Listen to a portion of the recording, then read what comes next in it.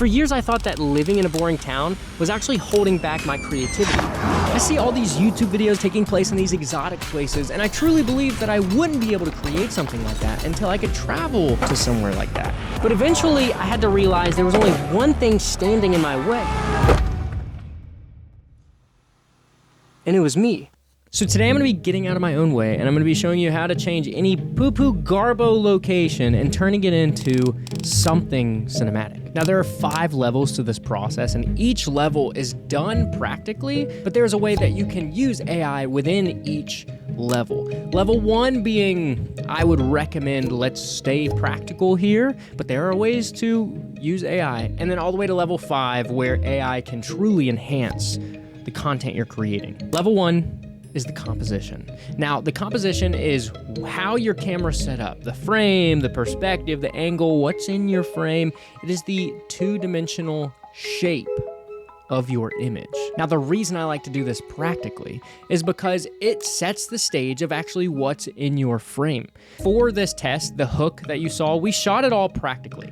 So we actually set up this shot very intentionally, the side view mirror in the foreground, the background containing a bunch of vacant space so that it's a wide shot so you can see the environment. We're bringing attention to me in the car as well as where the car is living. Now we focused on keeping the subject centered while also having a pretty balanced image.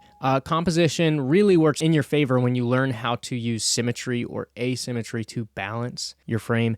If you want to learn more about different composition styles, make sure to check out this course where I talk about all the different types of ways to composite your footage to really make it look cinematic, no matter what boring location you may be in. So if you weren't able to get an intentional composition practically, here's how you can do it with AI. So step 1 is you are going to gather all of your assets and you're going to turn them into elements within Higgsfield. An element is basically a character, a prop, or a location that you can upload multiple different angles or perspectives of that image, and you can utilize that element for the remainder of your prompts and whatever you're generating within Higgsfield. So you're going to gather your elements, your location, any props, your character, and you're going to go into Claude and you're actually going to prompt in Claude telling it what you want. Let me explain. Claude is basically the translator that is going to take what you want and tell Higgsfield in a way that it understands. Claude, Fable 5 specifically, is doing the critical thinking and is going to determine what you're wanting based on what you've done, and then it is going to prompt it properly within Seedance 2.5. So I'm going to upload the elements to Claude, and I'm going to prompt saying, I want this character in this location. This is the action that's occurring. I'm explaining the frame and the video that I want.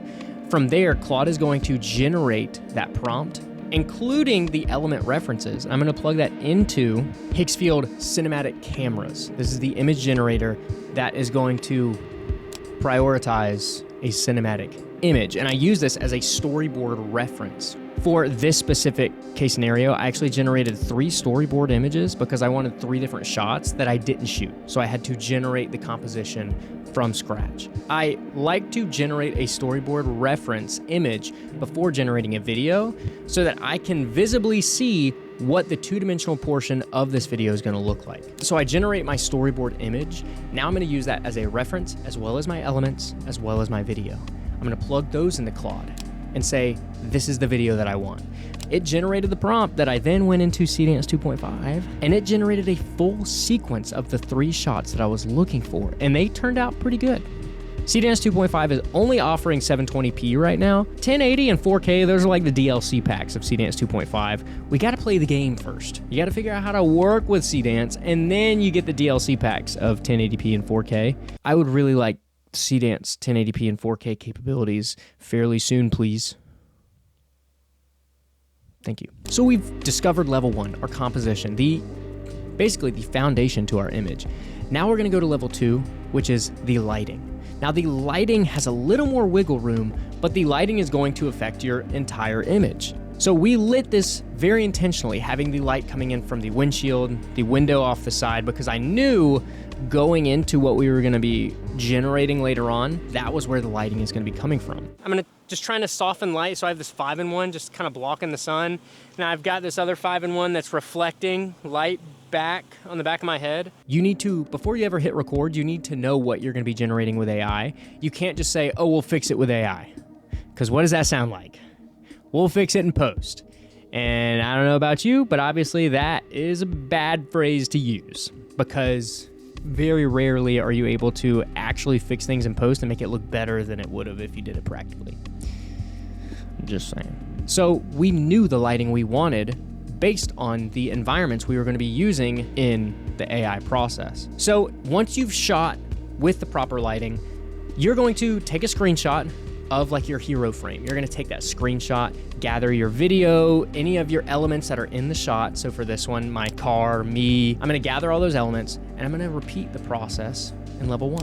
I'm going to generate my storyboard image in Higgsfield Cinematic Camera's image generator. From there, it presents the storyboard image. I'm going to take that and all of my elements, plug it into Claude, tell it exactly what I want, and then it'll generate a prompt that I will then plug into Seedance 2.5, and this is what I was able to get. Now, if you noticed, the subject looked a little bit better. That's because Seedance 2.5 specializes in making sure that it does not touch anything that you don't want touched. So if you want one thing to change and you want one thing to stay the same, it is going to change this, and it is going to do very well at keeping this the same by minimizing the creative reinterpretation of what you shot, which is why Seedance 2.5 is truly meant for professional productions, which is super exciting. If you want to check out Seedance 2.5, don't do that. Make sure to check the link in the description. Go check it out. Give it a try. See how it works. Let me know how you like it. So because it kept things so similar to the original, I actually was able to composite my original subject on top of the video. So I was able to get my true identity in the video. Up next, we have level 3, and this is probably one of my favorite levels. This is colors. Now, color is not reserved for color grading in post-production. Color grading should be done before we ever hit record. What color is the outfit, the environment, the props? What I did for this video is I wanted to wear that red ski mask because I think it really does pop against the green forest environment. And I really prioritized that color contrast.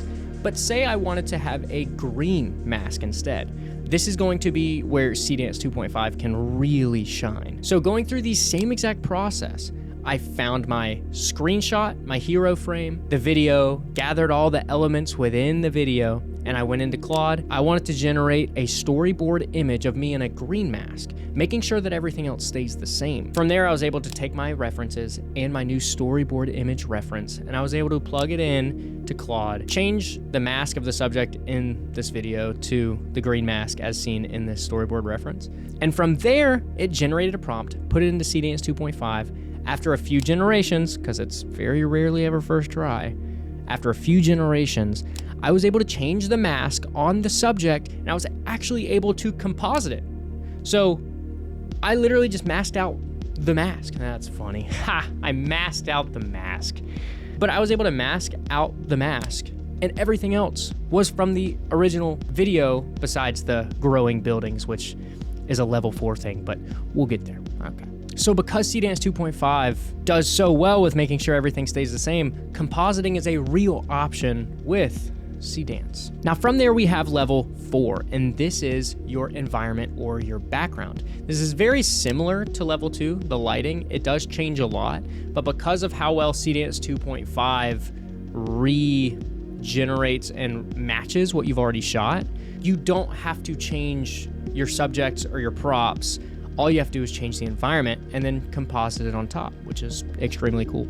Again, same exact process. Get your references, your elements. Now we're gonna generate a storyboard image within Claude. Tell it exactly the hero frame you're looking for. What's the new environment? Do you have the element for the new environment? All right, plug that in. Go into cinematic cameras, generate what Claude was able to produce in terms of a prompt. Get your storyboard image, plug it all into Claude again. Tell the video you want to be produced through Seedance 2.5, plug that prompt in. I was able to generate this shot of me skating through the middle of a cul-de-sac with a new environment. Now level 5 this is the smallest amount of AI use, but probably the biggest change, the biggest impact. That is the extra dynamics. Now these include background characters, extras, birds in the sky, props, moving props. This is movement and background adjustments, making your visual more dynamic. So this was actually a very important one. I needed the car to run into the subject. So I actually just used the same exact video that I had just generated. I wanted me riding through the middle of the cul-de-sac, but this time I wanted a car coming through that tunnel. So I went back into the prompting using the same process, but this time including my car element and telling the action I wanted to occur and going through the same process of getting a storyboard image, using that as a reference, talking to Claude again, getting my prompt, plugging it into Seedance 2.5, I was able to get this shot. Now, obviously, it takes time to generate the result you're looking for, but the more practical references you have or the more intentional details you have written down, actually the better your story is gonna be. See, it's not about let's see how high of quality we can create, it's how intentional can we get our videos. Because now with AI being able to produce all kinds of quality, there is no friction, there is no limits to the execution. It's no longer about how do we execute on this creative thought, it's should we execute on this creative thought. It's no longer about how we're gonna do something, it's what should we do and why should it exist. See, only a few years ago, the concept wasn't the big idea, it was how we were gonna execute on it, because your concept was limited based on your resources.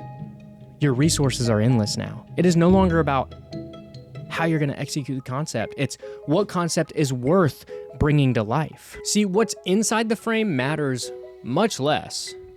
Now with our resources being endless, what matters more is what's outside the frame. What are the things that you determined before you ever hit record? It only takes one to start creating. It only takes one to use this new hybrid production model of traditional filmmaking and AI. It only takes one to make a change, and it only takes one to change the world, and that could be you. See you next time.